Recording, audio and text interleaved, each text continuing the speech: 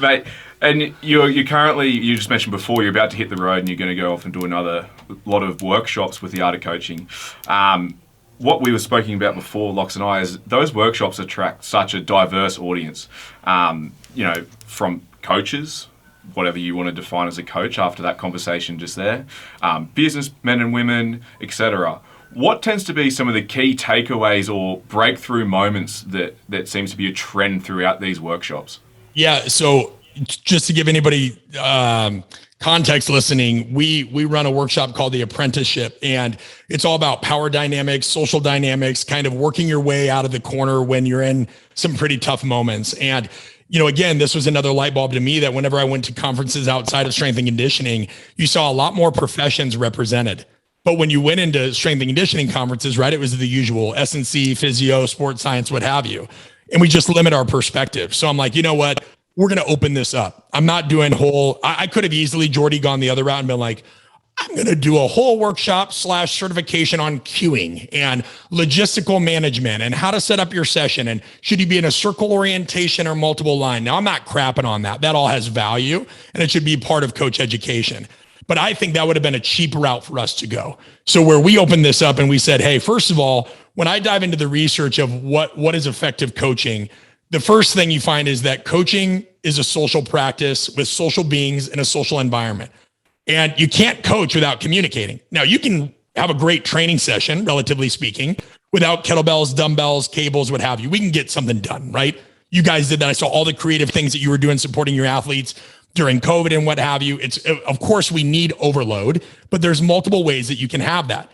But where do coaches get that from a communication standpoint? Certainly not on the floor. You could say, well, just reps. Well, I'd love to tell you I'm a better husband by waking up and just being married every day, but that's not how that shit works, right? And so a lot of times coaches are not put in social scenarios where they have to work themselves out of that. So we said, well, this is indicative of a lot of professions. So we ran a pilot. And in that pilot, we had an FBI analyst. We had a woman that worked in HR for a Fortune 500 company, 3 to 4 coaches, and I can't remember what else. And what was great about it is in one of the evaluations where people were doing role playing and then looking at the video review, there was one coach that gave some of these strength coaches high marks, right? And we can get into the weeds of this later if you want. I'm just trying to be relatively brief. And then one of the FBI analysts stood up and was like, actually, I see it another way. And this woman in HR is like, yeah, I see it this way still. So now we're engaging in a form of divergent thinking, right? People are making sense of things in different ways. People are being challenged. And we start realizing we have all these cross conversations happening across all these fields. And so the key takeaway is, first of all, as leadership goes, so does communication. And as communication goes, there's a hell of a lot more than we thought. It is not just verbal, nonverbal, paraverbal, right? There is also the reality of what makes people do the things they do. And it is not just autonomy, mastery, and purpose, right? These things make for great TED Talks, but shit's deep. Like, people are weird, scarcity-minded, risk-averse, change-hating people. And so we get into these things and how they manifest. And then we also created a scoring evaluation for, over 23 meta and subcategories of how communication can go wrong. Like, think what we're doing right now. One of the subcategories is synchrony, right? When you're in a conversation with somebody, do you keep it on topic? Do you answer their question? Another part of it is personalization. Do I refer to you as Jordi? Do I refer to you as Lachie, right? Do I change tonality, pitch, tempo? Those things are pretty straightforward. What's the strength of the questions I'm asking?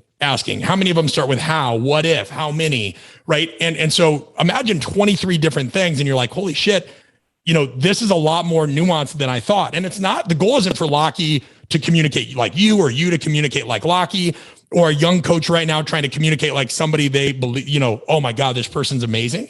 The goal is to kind of meet you where you're at and close the perceptual gap. So if you rank yourself a 3 or, let's say a 5 on 7 different things you did in this role-playing scenario, and everybody else says, no, I thought you were a 1.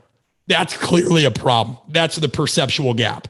Whereas on the other end, the goal isn't to get a magical 35. What's a perfect communicator? What are we talking about if you're in Beijing or Australia? What if we're just BSing with some friends or talking to an academic? That's contextual. So I think just the messiness of that, how people see themselves, how they rank communication, so we can quit talking about it like it's a soft skill. You know, it's way more quantifiable than we think it is.